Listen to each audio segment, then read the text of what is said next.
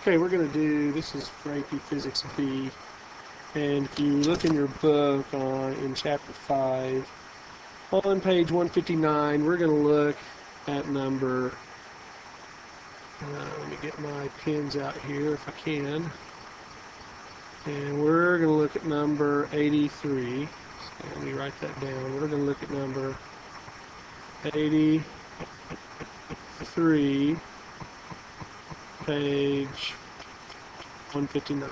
So turn there if you want. I've already got some drawings out here. Basically, this is a guy on a bungee cord from a hot air balloon. So this guy, represented in blue here, he's up here in a hot air balloon. He's 36 meters above the water. The bungee cord is 25 meters long. That means that's how far it goes before it starts stretching, right? So it's going to go 25 meters, then it's going to stretch. He's 700 newtons, so that just means that his weight is 700 newtons. That's what that means.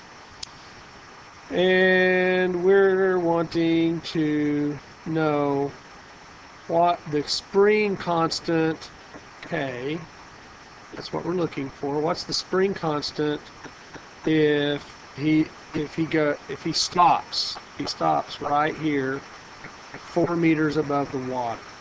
4 meters above the water.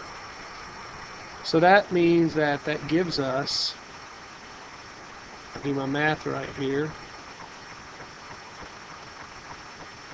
from here to here is going to be 7.0 meters. Alright? So that's how far this bungee cord will have to stretch and stop.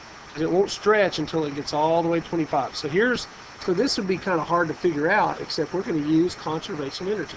So what kind of initial energy does he have up here? He's not moving.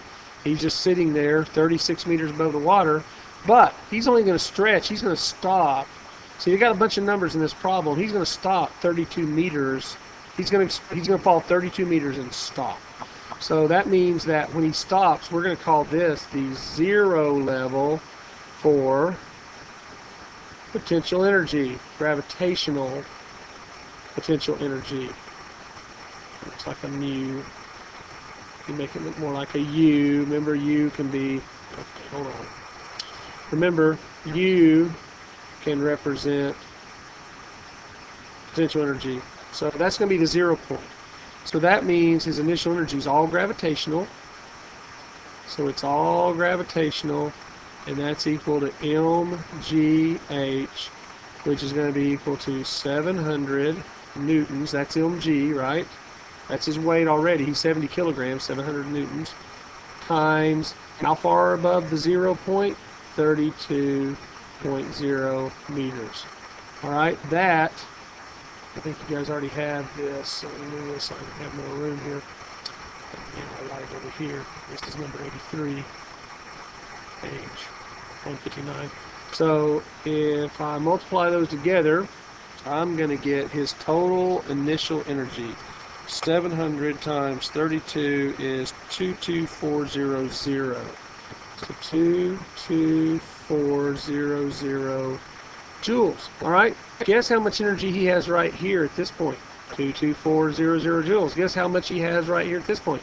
22400 joules. So what's the difference? Well, this energy, that's how much he has, but it's going to change from gravitational potential, and it's going to change into kinetic until it gets right here. And he's going to have less than 22,400 of kinetic, but he's going to have mostly kinetic with a little bit of gravitational potential. Well, what happens is this cord begins to stretch, and that gravitational and kinetic, which is equal to 22400 joules, eventually becomes all elastic.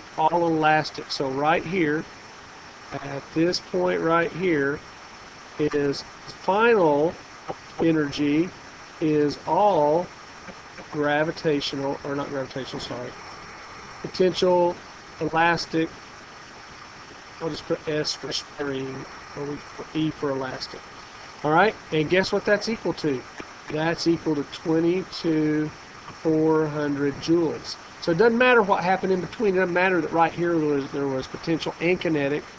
All we know is right here it stopped, and the total energy still has to be 22,400 joules.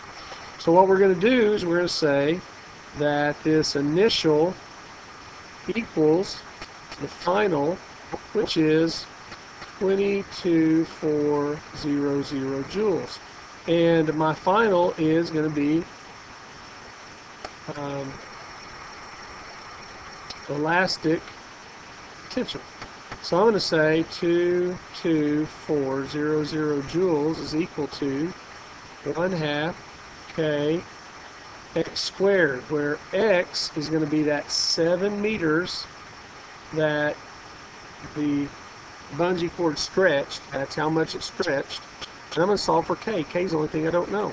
So when I do that, I'm going to get K of 914 newtons per meter. That is exactly the answer in back of the book if you look. And that's how you do that.